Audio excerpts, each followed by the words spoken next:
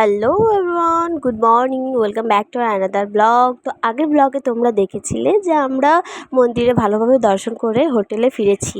আর আজকে এখন সকাল ওই 9টা মতো বাজে, আমরা ঘুম থেকে উঠে পড়েছি আর দিদিরা সকাল সকাল পুজো করে চলে এসেছে। এখন ওরা আমাদের জন্য কচি ঘুগনি প্যাক করে নিয়ে এসছে আর হোটেল থেকে আমাদের জন্য দুটো চা দিয়ে গেছে। তারপরেই শুরু হয়ে গেল নীলের বান্ডামু।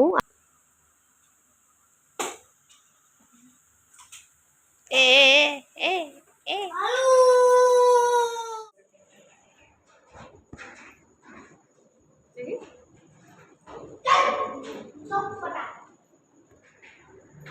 বৃষ্টি হচ্ছে না, বৃষ্টি না ওভারফ্লো করেছে স্যার।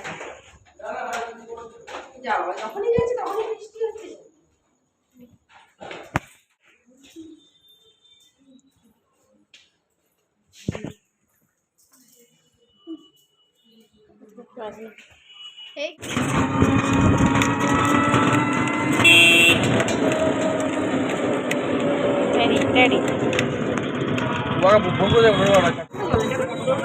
চান টান করে একেবারে ফ্রেশ হয়ে আমরা এখন বেরিয়ে পড়েছি মন্দিরের উদ্দেশ্যে, কারণ দিদিরা তো সকালে পুজো করে চলে এসেছে আর আমরা এখন যাব মহাদেবের দর্শন করার জন্য।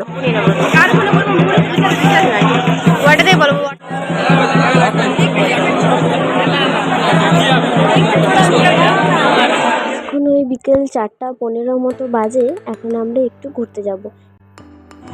আজকে 4টে রুম বুক, আর কালকে তো পয়লা বটে, কালকে 11টা রুমে বুক।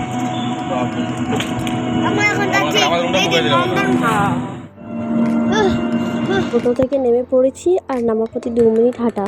আসলে পাহাড়ে ওঠার সময় এরপর সিঁড়ি দিয়ে উঠতে হবে।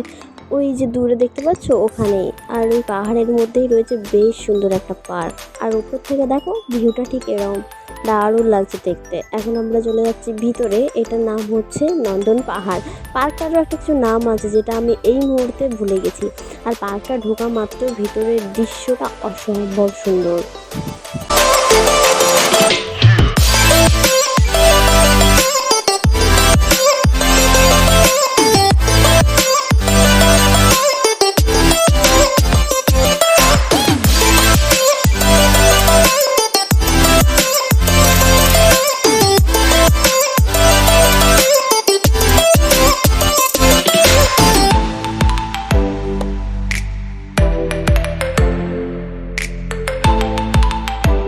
ঢোকা মাত্রই নানা ধরনের স্ট্যাচু করা রয়েছে, মহাদেবের স্ট্যাচু করা রয়েছে, সমস্ত কিছু করা রয়েছে। দেখতে কিন্তু দারুণ লাগছে।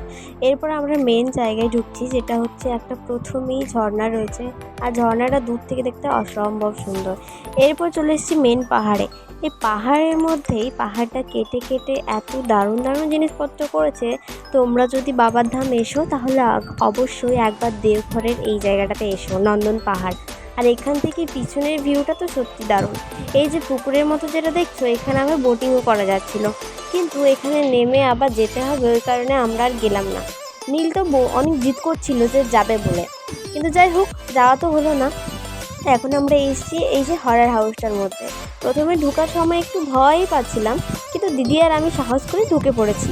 তবে ভিতরে এতটাও ভয় নেই, কিন্তু ওই যে ভয়ানক চিৎকারের যে আওয়াজটা,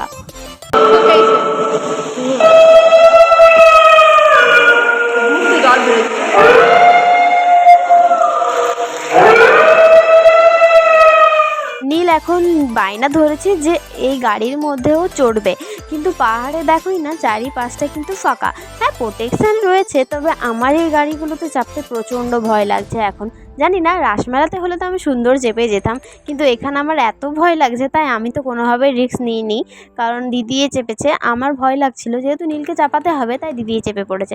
এখন 2 টাকার টিকিট দিয়ে এই ঘরটার ভিতরে এসেছি। এই আয়না রয়েছে, আয়নার মধ্যে মোটু হওয়া যাবে, পাতলু হওয়া যাবে আর কি, এগুলোই দেখাচ্ছিল। বেশ সুন্দর। তবে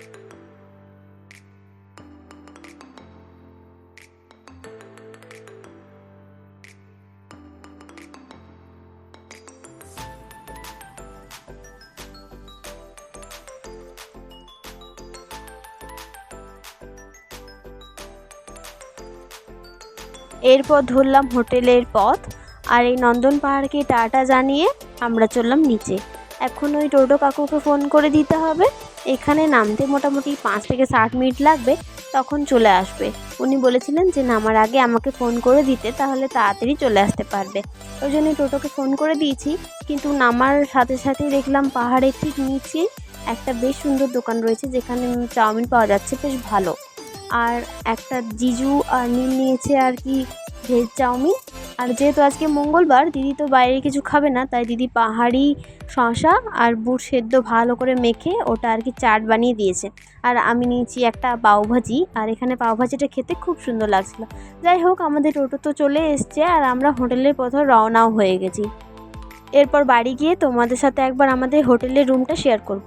তো প্রথমেই ঢোকা মাত্র রয়েছে 2টো বেড।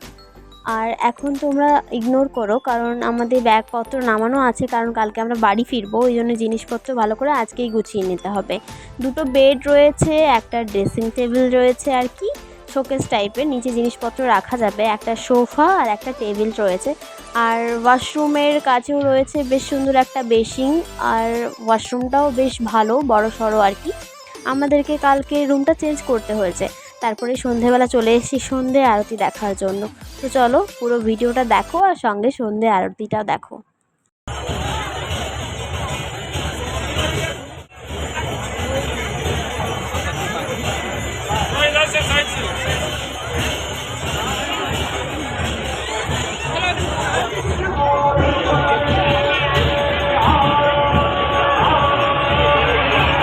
হোটেল যাওয়ার পথে দিদি একটুখানি রেস্টুরেন্টে বসে ধোসা খেয়ে নিল, নিরামিষ ধোসা। আর জিজু আমাদের জন্য জোম্যাটো থেকে অর্ডার করেছে, ওটা আমরা হোটেলে গিয়ে খাবো। তো চলো আজকের মতো ভিডিওটা এই পর্যন্তই।